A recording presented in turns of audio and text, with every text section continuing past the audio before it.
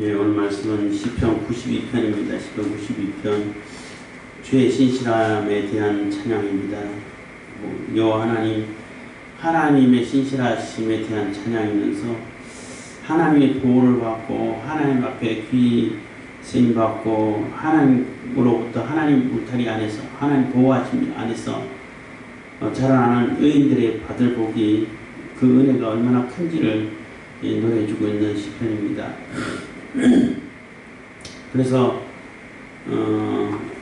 하나님 앞에 바로서는 그 의인들과 또 반대로 하나님을 거역하는 악인들의 모습을 비교를 하면서 악인들은 엄청 성장 속도가 빠르죠. 풀과 같다고 했으니까 빠르고 무성하고 쑥쑥쑥쑥 눈에 보이는 것처럼 자라는 것이 눈에 보일 것처럼 이렇게 빨리 자라지만은 그거는 한때뿐이라는 거예요.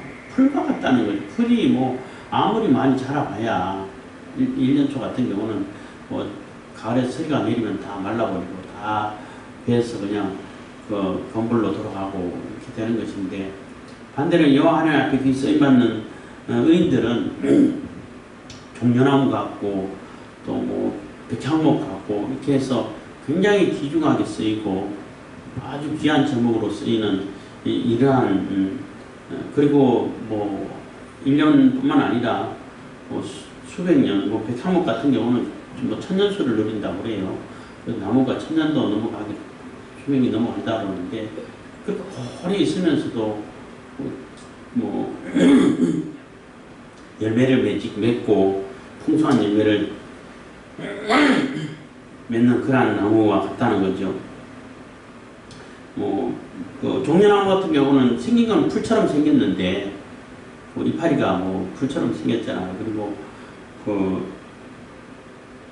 뭐라 그럴까, 하여튼 이런 거 비슷한데 풀처럼 생겼는데 그게 오래 사는 나무기 때문에 풀이 아니라, 그러니까 풀하고 종려나무 비교를 하고 있는데 승리를 이렇게 상징하고, 또 종려나무에는 또 열매가 또 많이 맺힌다고 그래요. 도대체 무슨 열매가 맺히는지는 잘 모르겠는데 야자수 같은 거 이런 거 맺히겠죠. 그래서 열매를 풍성하게 맺어주고 사람들에게 많은 유익을 주는 그러한 존재가 바로 하나님께서 기뻐하시는 의인들이라는 겁니다. 그래서 하나님의 인자하심과 성실하심이 있기 때문에 또 그 하나님의 성실하심 따라서 그 인자하심을 힘입어서 사는 그러한 의인들의 받을 복이라는 것입니다. 1절입니다. 지존자의 시편금과 비파와 수금의 정숙한 소리로 여호와께 감사하며 해서 시편금, 비파, 수금, 이건 여러 가지 악기를, 현악기를 얘기하는데 여러 가지 악기를 동원해서 연주를 하면서 하나님은 목소리로 찬양하는 것도 기뻐하고 박수로 찬양하는 것도 기뻐하고 또 연주를 하면서 연주에도 오케스트라와 같이 협주를 하면서 이거 다 기뻐하신다는 거예요. 내가 할 수 있는, 내가 이렇게 연주할 수 있는 것이라든지 내가 할 수 있는 최선을 가지고 하나님께 찬양할 때 그게 하나님께서 기뻐 받으시는 것이라는 거죠. 설령 나는 그런 사람도 있잖아요. 완전히 음치고 박치고 하는 사람도 있는 걸 봤는데, 그런 사람들은 음의 구분, 소리에 음이 있다는 것, 높낮이가 있다는 것을 구분을 잘 못해요.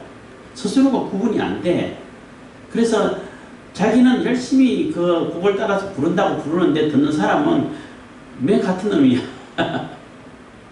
이게 음치고, 그런 사람들은 참 열심히 노력해도 노래를 들으면 이상하죠. 원래 음이 안 나오죠. 그리고 박치라는 얘기는 박자를 이렇게 일정하게, 박수를 쳐도 일정하게 박자를 맞춰서 쳐야 되는데 일정하게 치지를 못하더라고. 그 짧았다가 길었다가 갑자기 이렇게 해가지고 이게 박자기 리듬의 일정함이 없어요.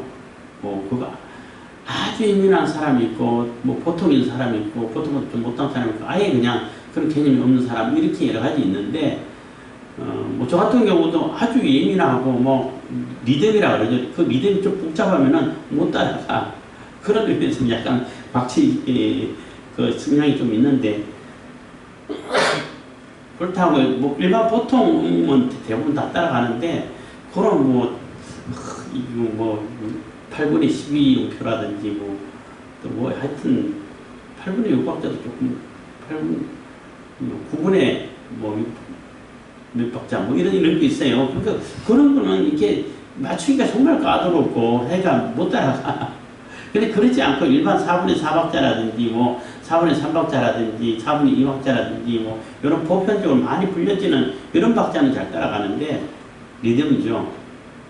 어쨌든 간에 그런 음치박치라 할지라도 그 마음의 기쁨과 즐거움 가지고 하나님 찬양하는 그 마음을 가지고 찬양하면은 뭐 웅얼웅얼 나름대로 그냥 뭐 시조를 뜻이 가도 하나님께서 그걸 기뻐하신다는 거예요. 그래서 내가 재주가 얼마 있느냐 없느냐가 문제가 아니라 내가 얼마나 하나님 찬양하느냐가 문제인데 내가 재주가 있고 아주 뛰어난 뭐 연주 기술이 있고 아니면 찬양하는 그 성악의 그 뭐 재능이 있고 하면은 그 재능을 살려서 찬양하는 것이 하나님께서 기뻐하시는 거예요.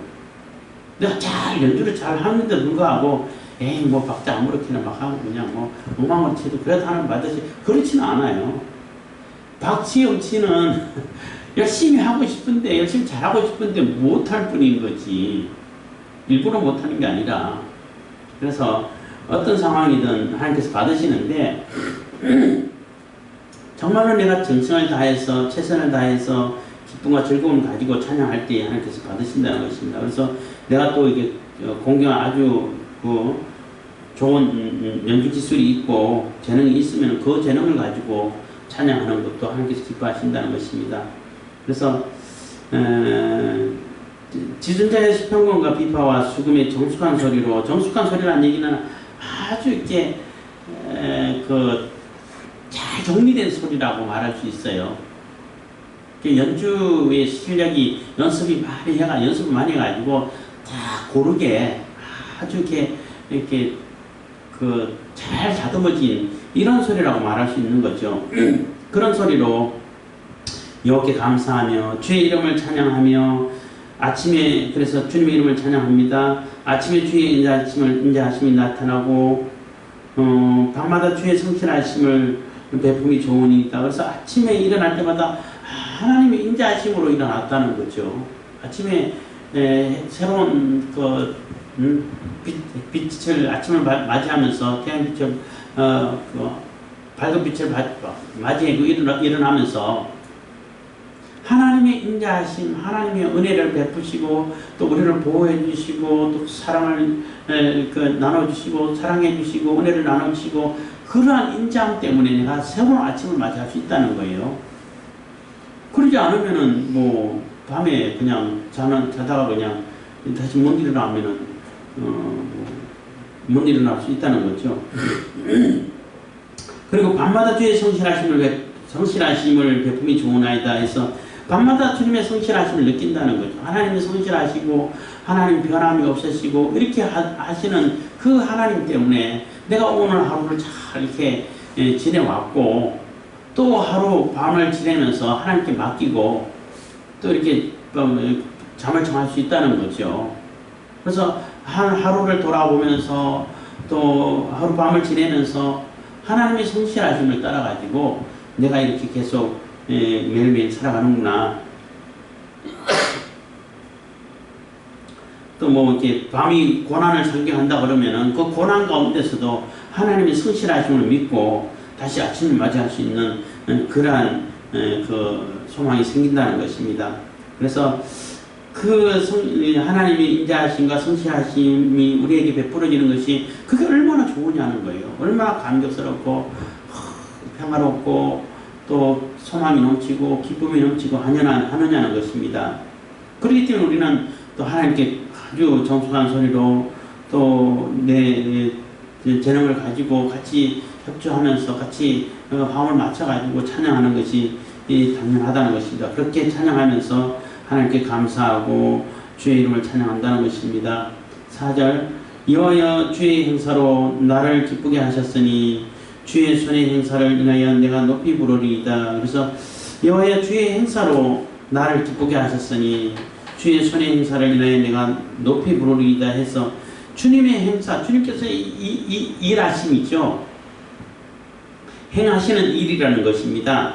그래서 하나님께서 지금까지 이루어 가시는 일들, 하나님께서 지금까지 실질적으로 이루어 가시고 또 우리에게 행하신 그러한 일들, 사람들이 할 수 없는 일이죠. 다들 사람들이 할 수 없는 일이고 사람들은 뭐 놀랄 수밖에 없는 것이고, 이 우주를 만드시고 이 지구를 만드시고 우리를 만드시고 창조하시고 이 역사를 이끌어 가시고 하는 것이 다 하나님의 행사죠. 그 행사가 나를 기쁘게 했다는 것은 결국 우리 인간들을 위해서 하나님께서 그런 역사를 이끌어 가신다는 거예요. 그 천지 창세기를 봐도 그 아담과 하와, 아담이 살게 하기 위해서, 아담이 주인공이고 중심이죠.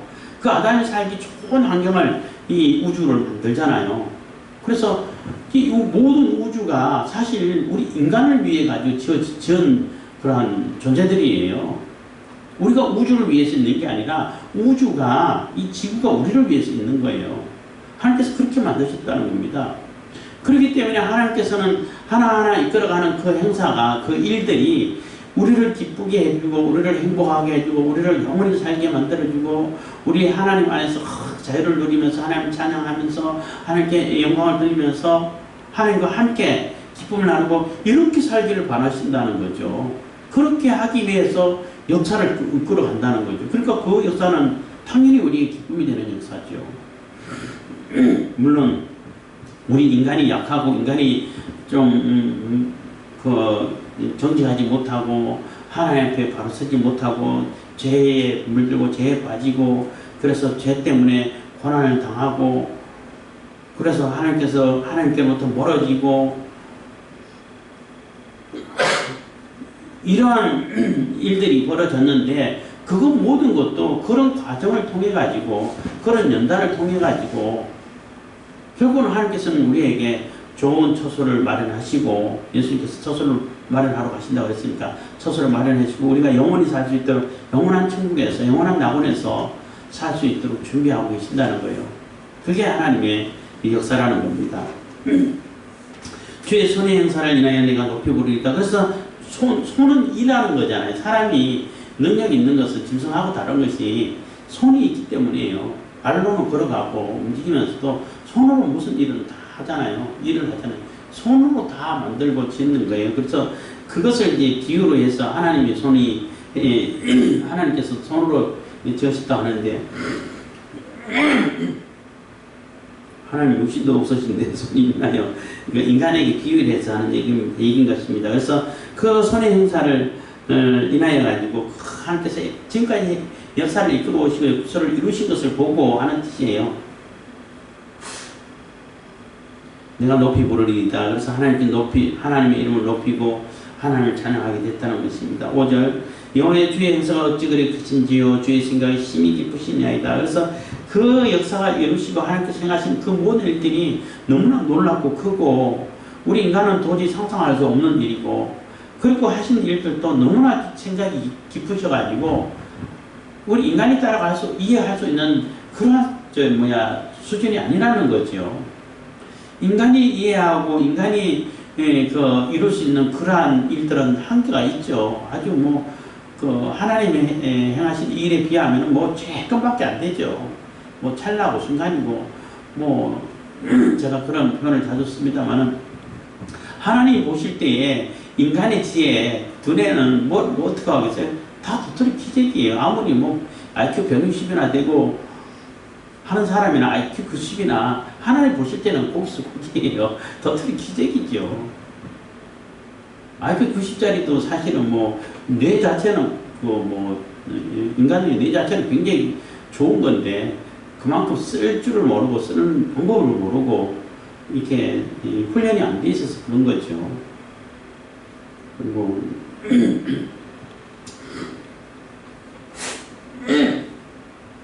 IQ 얘기 나왔으니까 여담 이렇게 여담으로 잠깐 얘기하면 머리가 아주 좋든지, 아니 뭐 IQ 160, 180 되든지, 아니 적당히 좋든지 하는 사람은 아주 부지런하고 열심히 잘해요. 아주 뭐 성공할 확률이 높은데, 애매하게 좋은 사람들이 제일 문제인 것 같아요. 머리가 애매하게 좋으면은 이 노력도 안 하고, 그렇다고 머리가 아주 뛰어난 사람하고 그런 아주 탁월한 능력을 발휘하지도 못하고, 그렇다고 노력을 열심히 하나 하면 노력도 열심히 안 해. 조금 좋은 머리 때문에. 적당히 좋아야 열심히 노력도 하고 그 머리를 쓸 수 있는 그런 훈련이 되는데, 애매하게 좋은 사람은 노력도 안 하고, 그렇다고 아주 뛰어난 사람처럼 뭐 아주 탁월한 능력을 나타내지도 못하고 이런 것 같습니다. 하여튼 이건 여담입니다. 그래서 주의 생각이 심히 깊으시나이다 한 얘기는, 하나님의 계획하심이 인간이 볼 때는 저거 하나님 도대체 왜 이렇게 하려고 하시지? 이해를 못한다는 거예요. 그렇지만은 지나고 보면은 와, 그래야 노무현 또 계획이 계셨구나 라고 생각할 수 있다는 거죠. 놀란다는 거죠. 이스라엘이 출애굽해가지고 그 홍해 사이에 그 시나이 반도라고 하는데, 그 아마 그 밑으로 들어간 것 같은데, 그 갇히는 쪽으로 들어갔다고 하나님께서 왜 그쪽으로 들어가라 해가지고, 그래서 애굽에 바로가 보니까 저기 가면 갇히는 건데 갈 데도 없는데 해가지고 다시 이렇게 잡으러 왔잖아요. 그럴 때 사람들 입장에서는 그게 이해가 안 간다는 거예요. 누가 봐도 그쪽으로 가면 갇히고 갈 곳이 없고 뭐 쳐들어오면은 꼼짝없이 당할 수밖에 없는 상황인데 왜 그쪽으로 보내셨을까? 그냥 돌아서 그냥 광야, 아라비아 광야로 그냥 들어가게 만들어 보시면 될 텐데, 이렇게 생각할 수 있다는 거죠. 근데 하나님은 그 갇히는 쪽으로 가가지고 굳이 그쪽에서, 그래서 상상도 할 수 없는 홍해를 갈라가지고 건너가게 하셨다는 거예요. 그런데 왜 그런 일이 필요하냐는 거죠.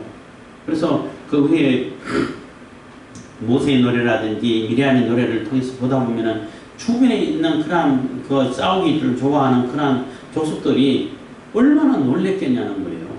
안 그랬으면 다 그냥 약탈하고 공격하고 오합지졸과 같은 그런 이스라엘인데, 그렇게 했을 텐데 홍해를 갈라가지고 건너가게 하는 것을 보고 얼마나 놀랬겠냐는 거예요. 아예 그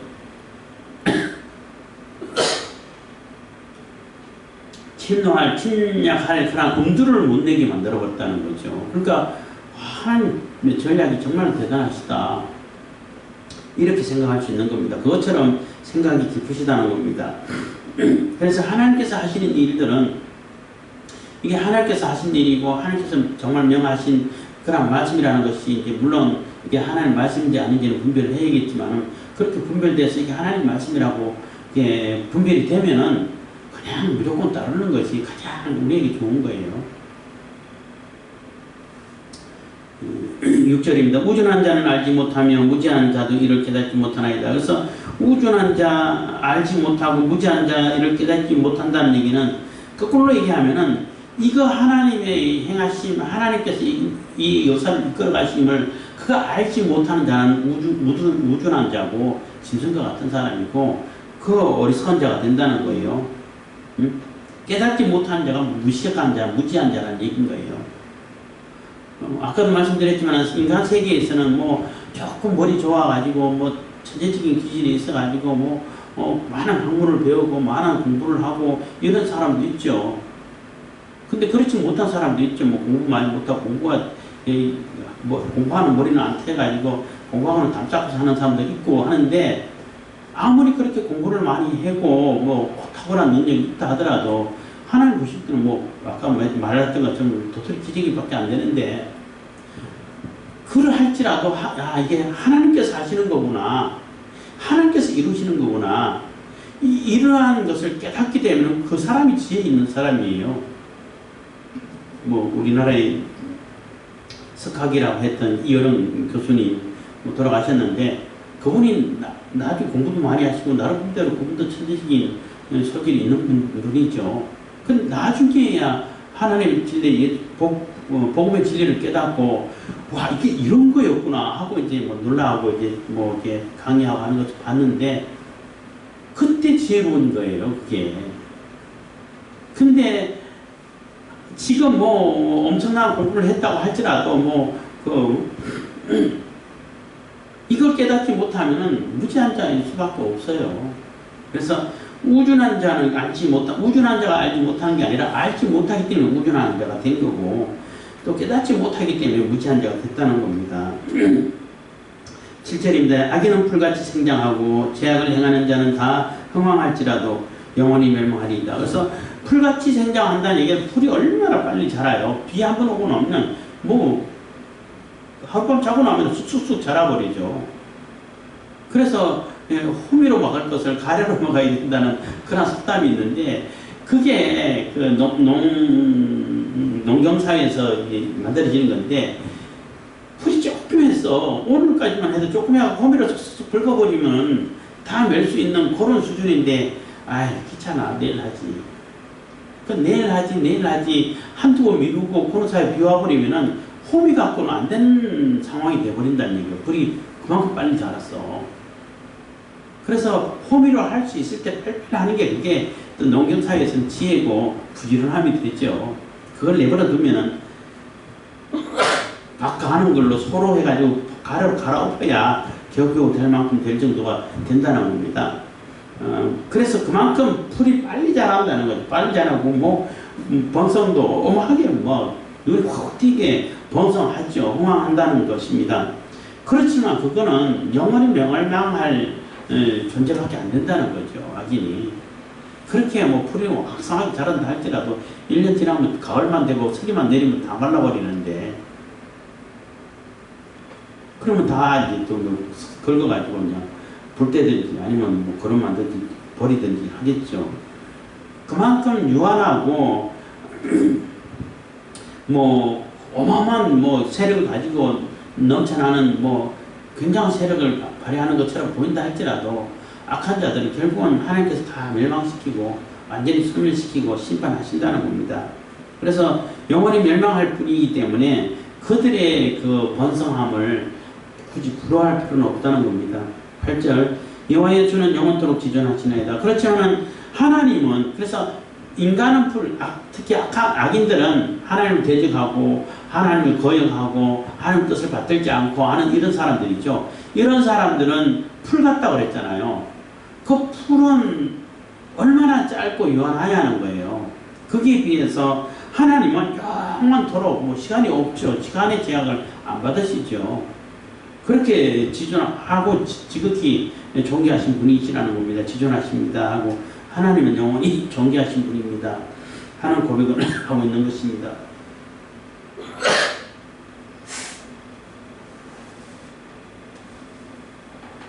9절입니다. 여호와여 주의 원수 곧 주의 원수가 패망하리니 죄악을 행하는 자는 다 흩어지리이다. 그래서 주의 원수에서 반복을 하고 있죠. 강조를 하고 있습니다. 그들은 패망하고 죄악을 행하는 자는 다 흩어지고 멸망하고 심판을 당한다는 것입니다. 그러나 주께서 내 뿔을 들소 불같이 높이셨으며 내게 신선한 기름으로 부으셨나이다. 그래서 그 악인들은 결국은 다 멸망시키고 심판해서 다 흩어버리고 이제 소멸시켜버리지만은 하나님의 의를 따르고 하나님 말씀 따라서 하나님께서 보호하시는 그 의인들은 그 뿔을 들소뿔같이 높여주신다는 거예요. 소 종류 중에서 뿔이 제일 큰 뿔을 가지고 있는 소가 들소예요. 그만큼 최고로 높여준다는 얘기예요. 여기서 말하는 뿔은 뭐 권력을 얘기하기도 하고 명예를 얘기하기도 하고 영광을 얘기하기도 하고 그래요. 뿔은 영광을 얘기 많이 하죠. 그래서 사슴뿔, 그래서 옛날 임금들은 사슴뿔을 관 모양으로 막 만들어 쓰고 해요. 그런 것을 상징하는데 하나님께서 나를 이렇게 그만큼 뿔을 높여주시고 또 나를 명예롭게 해주시고 하셨다는 것입니다. 내가 하나님 보호 안에 있으니까. 그래서 신선한 기름으로 부으셨나이다 해서 아주 신선하고 새로운 기름으로 나에게 부으셔가지고 나를 세워주시고 임명해 주시고 인정해 주신다는 거죠. 정통성을 뭐 얘기하는 거죠. 하나님께서 세워주신 사람이고 하나님께서 인정해 주시고 하나님께서 보호해 주는 사람이야 하고 딱 이렇게 표시로 누가 봐도 뭐 확실하게 하나님 사람이야 라고 인정을 해주는 그런 아주 신선하고 좋은 기름으로 부어주셨다는 것입니다. 그래서 하나님께서 세워주셨다는 거예요. 결국 하나님께서 의인들을 이렇게 인정해주고 세워주시고 뿔을 높여주시고 이렇게 하시지만은 악인들은 완전히 풀을 완전히 베가지고 완전히 그냥 뭐 소멸시켜버린 것처럼 그렇게 만드신다는 거예요. 그렇게 심판하신다는 겁니다. 악인과 의인을 이렇게 비교하고 있는 거죠. 그는 높여주실 뿐만 아니라 11절입니다. 내 원수의 보응받는 것을 내 눈으로 보며 일어나 나를 치는 행악자에게 보응하심을 내기로 들었도다. 그래서 그 내 원수들이 막 어마어마한 세력 가지고 불이 막 콕콕콕 쏟아나고 그냥 번성해갖고 자라는 것처럼 엄청난 세력이 일어나는 것처럼 보이지만은 결국에는 하나님께서 나를 이렇게 붙들어주시고 나를 높여주시고 또 기름으로 신선한 기름으로 부어주셔가지고 결국 그 원수들이 하나님이 심판받는 거 하나님께 심판하셔가지고 다 이렇게 지옥불로 떨어지고 멸망시키는 거 그거 다 보게 된다는 거죠. 12절 의인은 종려나무같이 번성하며 레바논의 백향목같이 발육하리로다. 그래서 종려나무같이 번성하며 레바논의 백향목같이 발육한다는 얘기는 정말로 고귀한 존재로 귀한 존재로 정말 풀과 비교를 해가지고 풀은 그냥 1년에 그냥 사라져버리고 말지만은 이 종려나무라든지 백향목은 오랫동안 하나님의 그 뜰 안에서 하나님 앞에 하나님 궁전 가운데 서서 계속 쓰임받고 또 많은 사람들에게 좋은 혜택을 주고 하나님께 기뻐 쓰시는 그러한 제목으로 자라게 된다는 거죠. 뭐 아까도 말씀드렸습니다만 백향목 가면은 최고 좋은 그러한 건축 재료지요. 그리고 뭐 수명이 1000년이 넘어가는 수명도 있다고 하는데 그만큼 오래 풀과 비교를 했을 때에 그만큼 아주 푸르고 가치 있고 아주 귀한 그런 존재로 이렇게 자라고 번성하고 발육하게 된다는 것입니다. 13절인데 여호와의 집에 심겼으며 우리 하나님의 궁경에 성황하리로다. 그래서 여호와의 집에 하나님이 계신 그곳에 하나님 뜰 안에 하나님의 뜰 안이라고 하죠. 뜰 안이나 뜰 안이나 같은 뜻이에요. 근데 그 안에 거기에 심겨져 가지고 하나님과 함께 오랫동안 영원히 이렇게 살 수 있게 된다는 것입니다. 의인들은 그게 복이죠. 가장 큰 복이고 가장 큰 하나님의 은혜고 행복이 될 수 있는 겁니다. 그렇게 흥왕하는데 뿐만 아니라 늙어서도 결실하며 진액이 풍족하고 빛이 청정하여 해서 보통 늙으면은 뭐 힘 다 해가지고 뭐 기력이 다 해서 뭐 할 수 있는 것이 별로 없잖아요. 늙고 병들고 늙고 이렇게 기력이 다 하면은 그냥 이제 죽을 날만 기다리고 있고 이런 경우들이 뭐 보통 인간 사회에 있는 일인데 하나님의 뜰 안에 심겨진 그러한 백향목이라든지 그 종려나무라든지 감람나무도 마찬가지겠지만 그런 나무들은 오랫동안 풍성하고 또 오래될수록 또 깊은 맛이 나고 또 열매도 많이 열리고 뭐 몇백 년 됐다 할지라도 몇백 년 된 은행나무 그 엄청난 은행이 많이 열리잖아요. 그때까지 열려요. 그것처럼 계속 끊임없이 뭐 여기도 많은 영생의 개념이 들어있다고 볼 수 있는데 끊임없이 이렇게 좋은 열매를 맺고 그것을 이어가고 있게 된다는 것입니다. 여호와의 정직하심을 나타내시리로다. 15절 여호와의 정직하심을 나타내리로다. 여호와는 나의 바위라 그에게는 불의가 없도다. 그래서 하나님께서는 불의가 없으시기 때문에 그분을 나의 바위로 삼고 나의 보호자로 삼고 나의 피난처로 삼고 내 삶의 근거로 이기고 그 하나님의 궁정 안에 살 때에 이런 복이 주어진다는 거예요. 이렇게 풍성하고 지금은 별 미비한 것처럼 보이지만은 백향목처럼 또 이게 종려나무처럼 이렇게 풍성하게 귀하게 쓰인다는 거죠. 그래서 그게 하는 복인데 그게 바로 하나님께서 불의가 없기 때문에 뭐 오늘 썼다가 내일 그냥 나무 베버리고 쫓아버리고 심었다가 그냥 뽑아버리고 뭐 이러지 않으신다는 거예요. 하나님 들 안에 하나님의 궁정 안에 하나님 집에서 심겨져서 하나님 앞에 하나님께 귀 쓰이는 존재는 영원히 그냥 귀 쓰이고 영원한 영생을 가지고 하나님께서 베풀어 주신 그 영생을 따라 가지고 영생을 인해 가지고 영원히 하나님께 같이 기쁨과 즐거움과 찬양이 된다는 것입니다. 그래서 하나님의 신실하심을 이렇게 찬양하면서 그 하나님의 보호를 받고 하나님의 그 은혜를 입는 그 의인들이 얼마나 큰 은혜와 보호를 받는가를 이렇게 노래해주고 있는 그러한 시편입니다. 그래서 우리가 하나님의 보호를 받고 하나님의 의를 따라서 하나님께서 기뻐하시는 의인으로서의 삶을 살아가는 것이 우리 인간의 가장 그 근본적이고 또 그 확실한 그러한 은혜와 복이 되는 것입니다. 그래서 우리의 목표가 우리의 목적이 하나님을 찬양하는 것이고 하나님의 기쁨이 되는 것이고 하나님께 영광과 찬송 돌리는 그러한 존재로 우리가 삶을 살아가야 할 것입니다. 기도하겠습니다. 사랑해 주신 감사합니다.